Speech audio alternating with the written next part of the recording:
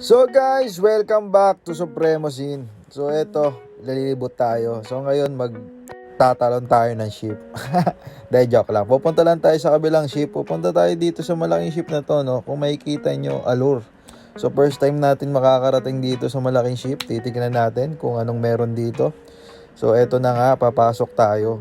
So ano ba ang requirements para makapasok dyan? Madali lang, no? Kung may kakilala ka dyan, magpasundo ka lang. Kukunin lang naman nila yung ID mo.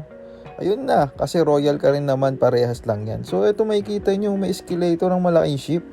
And then ang laki, sobra. So ayan na yung I-95 nila, sobrang laki. So maraming tao. And then ayun nga, mas makabago yung mga lugar, technology. Kaya kung mapapansin nyo, ang laki rin ng office nila. Ito yung IT office. So ayan nga, so ang ganda lang kasi pwede kang makapunta rin sa ibang ship kapag ayun nga, nagkatabi kayo in case na parehas kayo ng isang lugar, pwede kang pumunta doon lalo na kung may kakilala ka. See, tignan mo, napakalaki na itong barko na to. Para kang nagmumol, tas merong Luneta Park sa atin.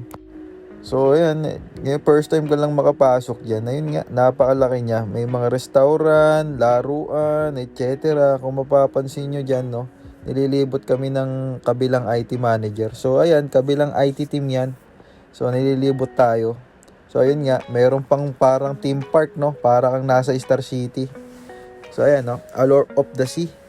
So ano ba ang ginagawa namin dito? Sa madaling salita, gusto lang ako ilibot ng aking IT manager. Kasi nga, hindi pa ako nakakapunta sa malaking ship. So eto, yung nakita ko, mapapawaw ka na lang talaga. As in, sobrang dami rin pala ng tao dyan. As in, like nasa mga 6,000 guests ata yan. Something na ganun. And then ayun, no, meron, kala mo talaga nasa Ocean Park ka sa atin. Minsan, it's a good experience na rin para sa atin, no, na napupuntahan natin yung ibang ship kahit hindi naman tayo taga doon. So may idea tayo kung ano itsura nila. See? Napakaganda. So dapat ma-explore rin natin yung iba't ibang barko ng Royal.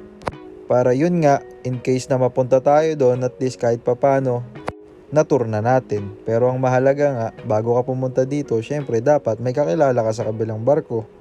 Kasi nga, bago ka pumunta, bago ka makapasok, tatanungin ka ng guard kung sino pupuntahan mo. Pero yun nga, nevertheless, pwede kang pumunta, pwede kang dumalaw sa kahit anong barko ni Royal, basta may kakilala ka sa kabila. Which is allowed naman tayong gawin yun.